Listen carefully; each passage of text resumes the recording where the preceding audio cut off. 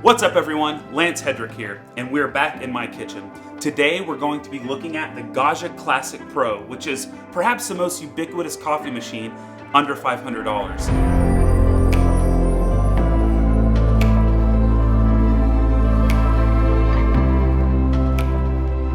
So, this last month I asked my members of my Patreon, which if you're interested, link is below in the caption, what they wanted me to buy with the first bit of money that I was able to get from my supporters.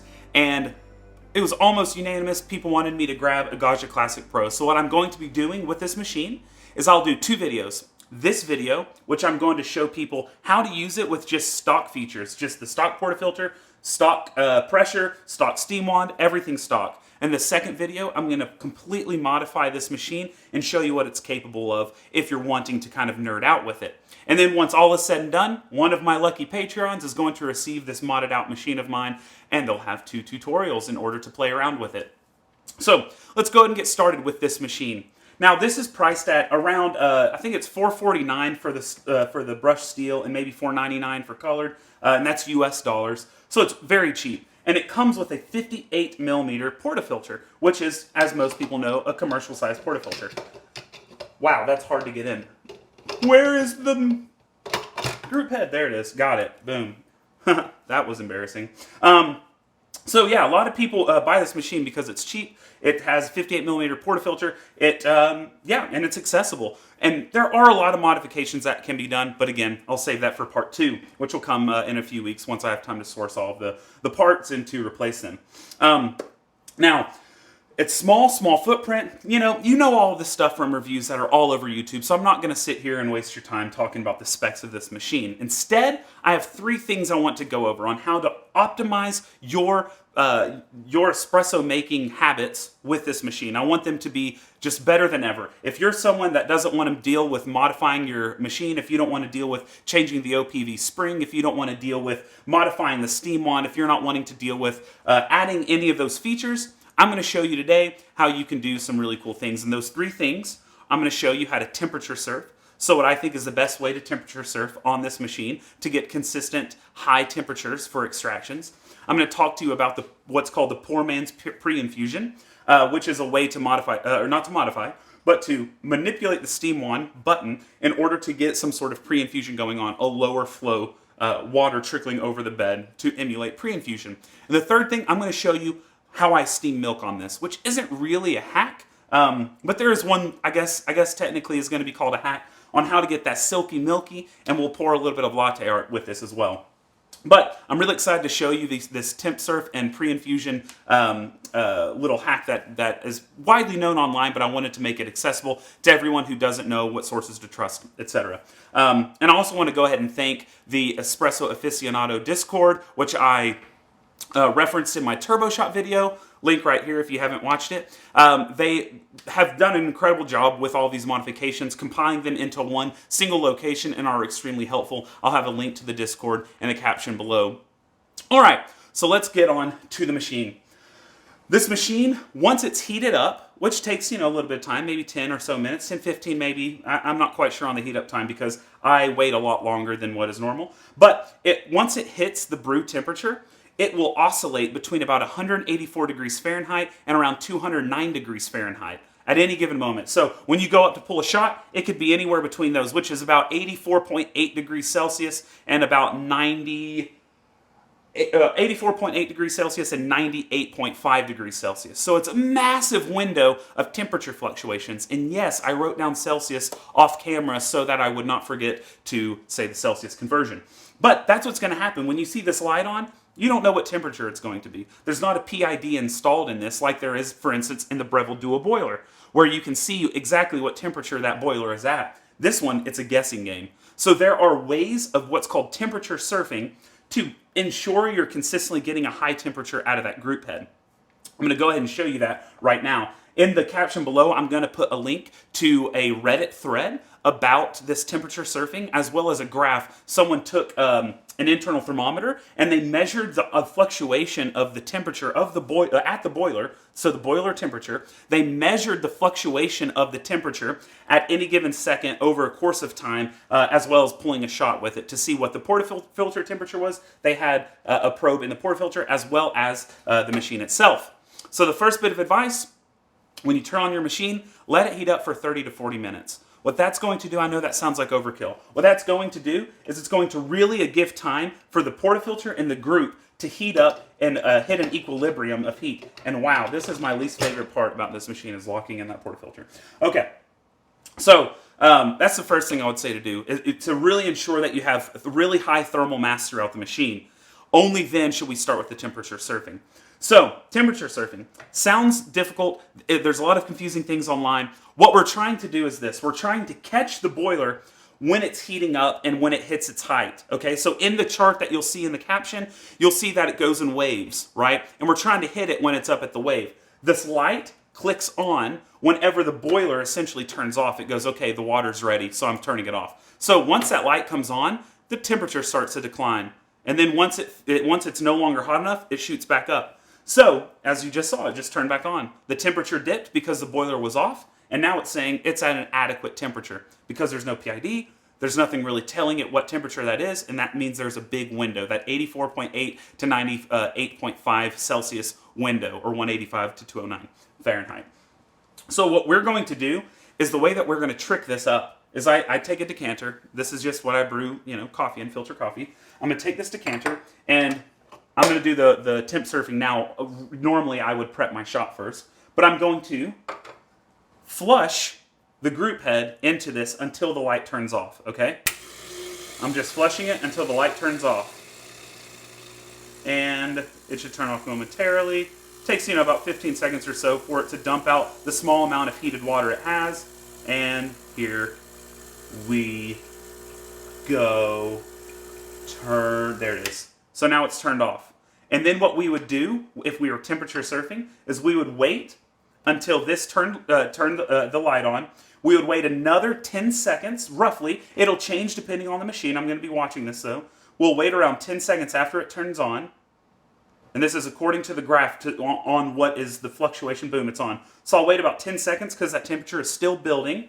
And then once 10 seconds is over, what I'm going to do is I'm going to trick the machine, essentially. This is a single boiler machine.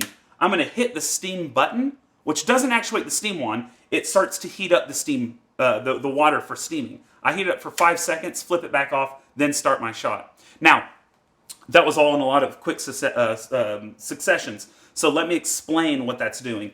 This is a single boiler machine, literally meaning there's one boiler feeding the group head and the steam wand. Those take 2 different temperatures. So they heat them up to 2 different temperatures. Obviously, you're not steaming with water that is at 200 degrees Fahrenheit, or about 94 degrees Celsius. What instead, when you flip it to steam, it heats the water up further to get to that steam temperature. Okay? So what we're doing is we're tricking the machine and going, actually, we want you to steam. And it's going to tick that temperature up even higher for a few seconds, and then we go, oh, just kidding, we're going to brew. So it's like playing April Fool's joke on it. The machine's an idiot. I mean, it's stupid. So we're the smart ones here. You can start your day off being smarter. I mean, that's nice. I have to use fake books that I've never read to look smart. You can just trick out a dumb machine. Yeah, that's essentially what you're going to do for temp surfing. Now, you can hold the steam longer, but it can be dangerous because you can get up to 215, 220, you can get over 100 Celsius by holding it too long because steam is being applied at that temperature. So about 5 seconds is what I've found and what others have found to be a really solid, 4 to 5 seconds, to be a really solid starting point. And at that point, once you kind of have it dialed into that, light turns on, wait 10 seconds, hit it for 5, then start to brew, then you can kind of change it based off taste. If you think you're hitting good parameters and it still tastes under-extracted, leave the steam one on a little bit longer. If you're tasting it and it tastes that it's a little over-extracted, turn it off a little earlier. But essentially what this will give you is around 208 degrees, 209 degrees at the boiler. So that means at the group, it's going to be about 200, 201 degrees Fahrenheit. That's kind of like where we're wanting to brew this. If you have darker coffee, obviously I wouldn't even enact the steam wand. I would wait until that light turns on, wait about 10 seconds, then brew. And you're going to be about a 195 or like a 90 Celsius brew temp, okay? If you have lighter coffee, you can let it go a little longer, no problem. But instead of doing that for lighter coffee, or for darker coffee, or for gassy coffee, I would recommend trying out what's called the poor man's Preinfusion. All right? And I'm going to have timestamps below so that you can come back and figure out exactly what you want. That was the temp surfing, and I'll do it again. I'm going to show you an example of a shot in a second, but I'm going to do them both at the same time, the temp surfing and the poor man's Preinfusion. Now, the poor man's Preinfusion, we're also tricking the machine, so you get to be smarter twice in one day. That's a lot, right? Yeah. Okay. Yeah. So we're going to trick the machine again for the poor man's Preinfusion. Essentially what we're going to do is we're going to make the machine think that we're steaming milk when we're really pulling espresso. So it's going to suck some of the water out of what would be contributing to the group head. Okay, so water's coming out. This has a set water debit. That means when I hit this, that's a constant flow, and it will constantly flow at that flow rate in perpetuity, right? Well, since there's only one boiler, one reservoir, one place for it to steal water, what we're going to do is we're going to split some of that, and we're going to take some of the water, and we're going to force it through the steam wand. But we're not going to actuate the steam wand, because we don't want it to mess with the boiler temperature going up or anything. Instead, we're just going to open the knob. So we have the knob over here. I'm going to open it about 1/8. And what that's going to do is just shoot out hot water. So you want to have something like a decanter beneath to catch it, because once that water comes out, it's going to come out. And so as you're doing that, this is not correct to the nth degree, but you're going to get about half of the flow rate, which is really nice low pressure, low flow Preinfusion. And so you can really increase your extraction by doing this. Yes, I'm going to call out the elephant in the room. That's going to be a lot of water waste. Temp surfing is a lot of water waste. But if you're trying to really control your extractions, I would highly recommend doing this. You can always leave this water out to cool off. Use it to water your plants. Go outside to your garden. Do whatever you might need to do. You can even use this and throw it through your Brita filter or something. I don't know, and drink it. Obviously, you'd want to let it cool off. But anyway, so I am admitting this. Yes, this will have some water waste about it. But when you're trying to control your temperature with a $500 machine that has a 58 millimeter basket, I mean, come on. Come on, buddy. All right, so this is what it would look like. The whole thing, we're going to do the temperature surfing into what would look like Preinfusion. So we hit this. I'm just going to catch this into this so I don't have to dump the tray. We're going to do this until the light comes off, okay, to be fully clear. Once the light is off, that means that the water is going back into the boiler and it's starting to heat up again, okay? So that's what's happening right now. It's taking more water in and it's starting to heat it up. Once it's heated up to that window, it's going to cut off, but it's going to keep there's that ambient temperature, right? And it's going to kind of keep growing. So that's why we wait 10 seconds after the light comes on. We're going to wait, boom, 10 seconds. 1, 2, 3, 4, 5, 6, 7, 8. Look, I can count to 10. 9, 10. 1, 2, 3, 4, 5. Imagine I have a portafilter in. I'm going to go like this, and I'm going to open the steam wand just barely. You see water coming out of the steam wand? You see that? You see how the flow rate's lower because I'm taking water? You see this? And then when I turn this off, flow rate increases again. All right? That's what we call the poor man's Preinfusion. So for 8, 10, 12 seconds, whatever you're wanting to do, you can pre-infuse using this hack. But of course, save the water. All right? You can pre-infuse using that hack, and then you can turn off the knob. So that closes the valve on the steam wand, and then all the water goes back to the group, and that'll get you that full flow. All right, you could pull a full shot in that Preinfusion mode, which is lower pressure. Of course, that's going to be a lot more water waste, but you could do that if you're looking for an interesting, something interesting to try. And if you're like a plant lover and you have a lot of plants around your house, then it wouldn't be water waste at all because you would need water anyway to water your plants. Of course, keep in mind what minerals you have in your water for that. I don't know what soil content y'all are dealing with. But anyway, yeah, so that is what is referred to as like the poor man's Preinfusion. And again, I'll have links in the caption below so that you can go and check all of this out. Now, the last thing I'm going to show before I actually demonstrate is my little quote-unquote hack for steaming. Now, after I did my milk steaming tutorial, I got a lot of comments about how what I taught is not possible on the GAGGIA Classic Pro. And I was like, come on, people. I've steamed on a GAGGIA Classic Pro. I know it is possible. What I failed to say was how it was possible. In that video, I continued to hammer, or I did hammer once, I guess, a 40-degree angle, which is accurate. That makes it a lot easier to come out to a 40-degree angle like with this one, or with this one. This, you can't really do 40-degree either. So it's not the most important thing ever. This cannot come out at all. It just rotates on one axis. You can't go in or out, not at all, not at all. So, that's not a big deal though. The biggest deal with my milk steaming technique, which is linked here, is that halfway and a quarter, all right? So what we're gonna do is we take our pitcher and just do that halfway and a quarter, right?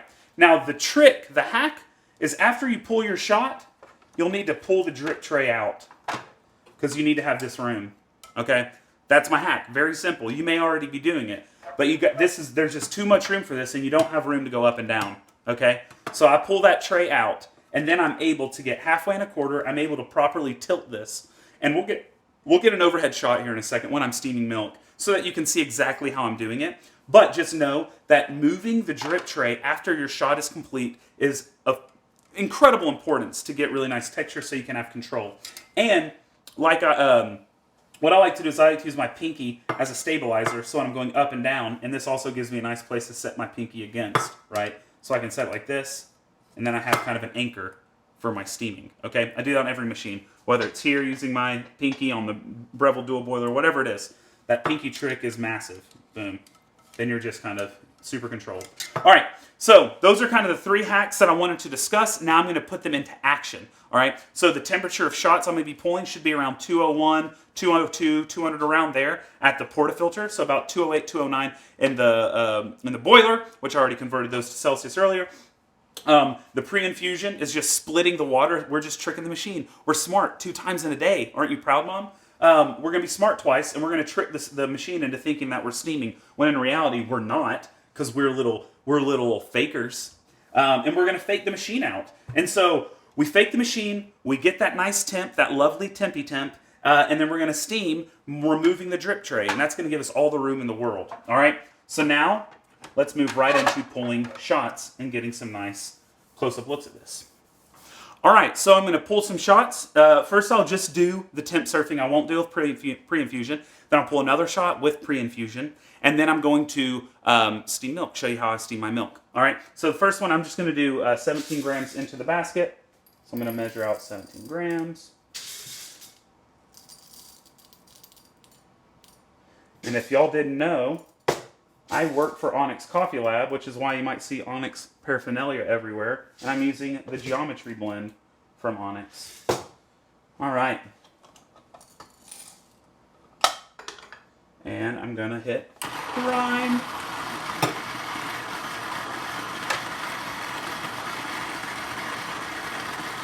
Always wipe that basket out, make it nice and dry. Do the little Akaya hack with the rubber grip. Flip it so the portafilter is nice on it. Ensure we got all those grounds out. Nice. All right, I'm going to take my shot collar, put it on, tear the scale, and boom, boom, boom. Boom, right at 17. Woo, love that. I'm going to take my, and I know I'm bougie on this, but I'm going to take my 0.4 millimeter, the People's WDT tool, and I'm doing deep WDT, slowly coming up while circling. And if y'all are confused by this, I'll link right above my head my video on how to WDT, and I store it in rice. That helps clean it and keeps me from not poking myself. Then I'm using a 0.22, which is much thinner, to just groom the top. And this, I know people in the comments are like, whoa, you're taking so much time doing that. Well, yeah, I want some good espresso. And it looks so beautiful. Look at that. All right. Do a little tap just to settle it all in place. Take my decent tamper. There we go. And I'll wipe it off. All right. So now, and I'm going to keep this here to help prevent oxidation. Anyway, now what I'm going to do is I'm going to do my flush. I'm going to make that light turn off.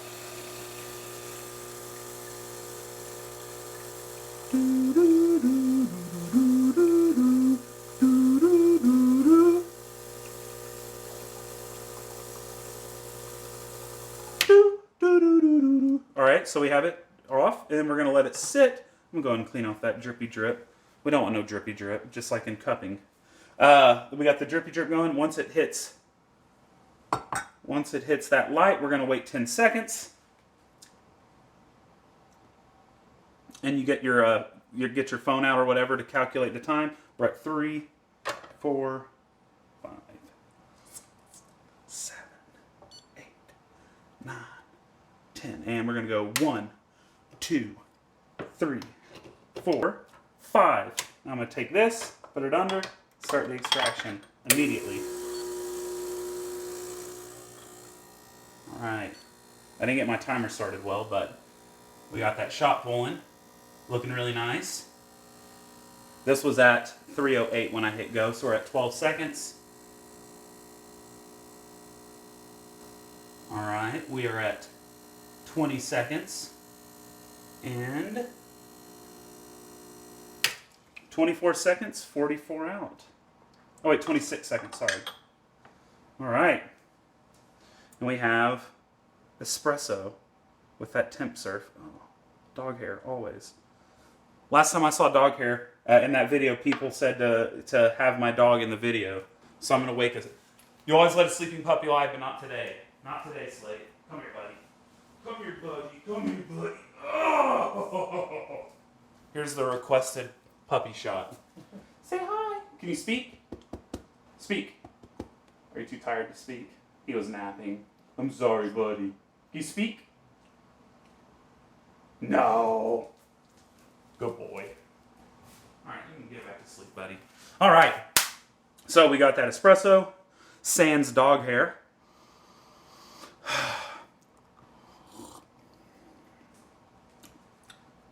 It's not bad. A little chalky. Let it run a little too long. Got greedy with a higher ratio. Alright, so that's how you temp surf. We hit that button, let that tank go out, let the heater hit on. Once the heater said we're sufficient, let it sit about 10 seconds. Then we hit that steam button for about 5 seconds. Stop the steam button, crank that shot, let it eat. All right. So that's the temp surf. Now I'm going to show you that poor man's pre-infusion. All right. So let's do that. I'm going to go ahead and clean this puck out, and we'll get going. And for people who might think this takes a while, think about if you were to finger distribute. It doesn't take much longer than that, if any. Especially if you do just one of the two sizes. I do both because I'm not trying to rush my my nice espressos. All right, so I've got my puck ready. All right, I'm gonna get my decanter. I'm gonna get that button to go off, that light to go off. And of course, you don't have to force the machine to go through a cycle. You can just blindly hit the steam button and go about 10 seconds and hope that you're getting a higher temperature. It will get you a higher temperature. It's just less known what you're doing. But that is another way to do it. I would recommend letting the machine go through its cycle, though. Much more predictable on where you're at. All right, so once this is done, I got to get my decanter actually back because I got to use that to catch water. All right, 3, 4, 5, 6, 7, 8, 9, 10, and 1, 2, 3, 4, 5, and off, and all right, and so I'm going to start the shot. I'm going to open that valve up. You see I have water coming out. I'm letting it go, letting it go, letting it go until 8 seconds. And then I have full flow now, so I had pre-infusion, and now the extraction just began. All right, so now we got the extraction going. We're at 20 seconds. We have 10 grams in the cup because we did an 8-ish, 9-second pre-infusion. Alrighty, and it's just going. We're just going. Sorry you can't see it. I'll do a bottomless portafilter shot here in a second. I just wanted to use the stock equipment with it. Alright, so we're at 40 seconds, and I'm going to stop it there. Boom. 42 seconds, a 34 output with that nice pre-infusion. And we have a beautiful looking shot of espresso. Bada bing, bada boom. Alright, so I'm going to go ahead. I guess I should steam milk. Well, no, I want to show the bottomless portafilter first. I'm going to show you pre-infusion with a bottomless portafilter so you can see underneath it. It's going to be wonky because I'm going to use my Breville bottomless. And if you notice, The flaps are on the side, whereas on the GAGGIA, they're off-centered. So the handle's going to be kind of like this in here, but it'll fit, it'll work. You'll still be able to see what's going on with the Preinfusion, which is all I really care about. So yeah, let's do that so you can see what's going on underneath. Then I will steam milk. Yeah, we'll be good to go. All right, so now I'm going to pull a shot with a naked portafilter. This is not made for this machine. It's made for the Breville, so it's going to sit off really far to the side. Don't worry, I want y'all to be able to see what's going on with this. And I'm gonna have a little camera underneath so that you can see what exactly is going on with the extraction. All right, and then I've also removed the tray because I'm going to steam milk right after it to show you how you can get that silky milky without having to do any type of modification to your GAGGIA Classic Pro. All right, there's that. Boom.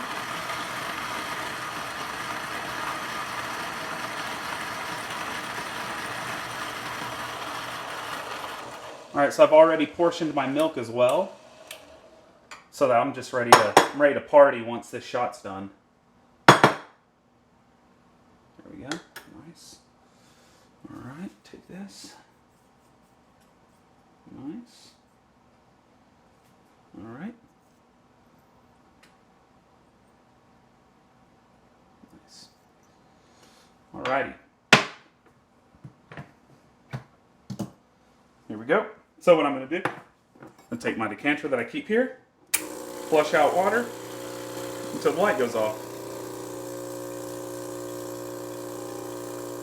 And it'll go off in 3, 2, 1. Haha, perfect. Just kidding. All right, we're going to count to 10. So I'm at 3, 4, 5, 6, 7, 8, 9, and 10. All right, so now I'm going to hit that steam for 5 seconds. 2, 3. All right, whoops, sorry. There we go. All right, got to take this. I'm going to start my shot, and I'm going to open that steam one valve. All right, so we have Preinfusion for 3, 4, 5, 6, 7, 8. Now it's at full flow. As you see that from underneath, you saw the liquid come together, and I'm looking at you now. You saw the liquid come together, and then it kind of coalesced into the center, making a really nice, beautiful shot. And I'm going to let that go for just a little bit longer to give me a nice shot of espresso to pour into for a nice cap. Now, I like to pour on the ristretto side for my cappuccinos, so I'm going to stop it about here. Boom. All right, and there we are. All right, so we've got that. Now I'm going to clear out my steam wand. I have to move this, obviously, because that is in the way. Alrighty. Now I got to clear out the steam wand, let it heat up, clear it out of any water, and then I'm going to start my steaming. So we're going to wait till the light comes back on. And there's also a hack you can do for steam pressure. The steam pressure is low on this, and if you steam a lot of milk, it's even lower. So someone found out, Whole Latte Love, and I'll put a caption below, found out a way to hack the steam as well. Count how long it takes for that light to come on and start steaming about 10 seconds before the light comes on, because the temperature is going to keep reaching. The idea is you want the light to stay on during your whole steam after those first 10 or so seconds, and your steaming will be faster. He found a 24% speed difference between going right when the light was on and going 10 seconds before, and a higher pressure. So there we go. So I'm going to go ahead. I didn't do that because I haven't found a need. I don't need that high pressure for the little amount of milk that I'm steaming. And I'm coming in, I'm doing what I always teach, which is 1/2 and 1/4, and I'm going to open that valve. All right, there we go. We're steaming, we're steaming, and we're steaming. 1/2 and 1/4, and I'm going down gently, kissing the milk, just little kisses. All right, now I'm just whirling. I'm not worried about the kisses anymore. I'm just going to whirl. All right, so the pressure you hear is going way down. You hear that? So the pressure went way down there at the end, which is why you might want to do the little steam hack of starting 10 seconds earlier. All right, so now we're going to just do a little pour into our little shot. All right, and here we go.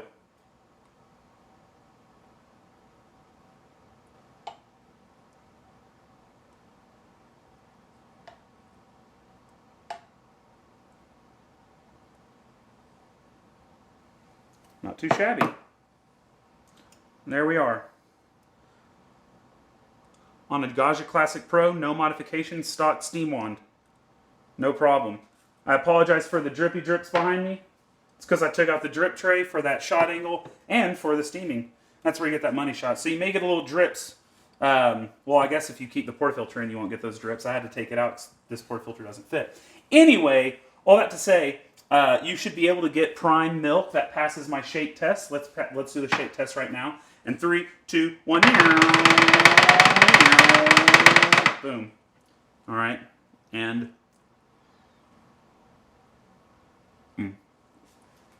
I don't do many caps, but when I do, they better be good. And that one's good. Yeah. So in conclusion, this is going to have some waterways. So forethink what you want to do with that water that's coming out. You can temp surf, which you can go to the time cues below to see what that one looks like. You can do the poor man's Preinfusion, and you got the steam hack. Of course, how I steam, we'll do an overhead shot right now. But how I'm steaming is the same way as I teach in my steam tutorial, which I've linked above. Yeah, just halfway and a quarter. Make sure that you have the room, so move that drip tray, steam away, and then pour some lovely latte art. All right, thank you for watching this. Look out for part 2, which will come out in a few weeks. Again, and that will be with it completely modded out. I'll install a PID. I'll probably do something with the steam knob. I'll do some other stuff with it. There's a lot of cool modification possibilities with the GAGGIA Classic Pro, so keep your eyes peeled. Please subscribe below if you enjoyed the video. If you're looking forward to new videos like part 2 of this, hit that bell for notifications. Comment below. I'd love to hear from you. What did you think about these? Do you have a GAGGIA Classic Pro? Have you used any of these? Do you have a different approach to temperature surfing? I would love to hear in the comments below and interact with you all. And again, I want to plug my Patreon. The funds I get from there is what allows me to get equipment like this machine to do videos for you and to try to figure out different ways to increase the quality of coffee at home. All right, thank you so much. I hope you enjoyed the video, and peace out. Cheers.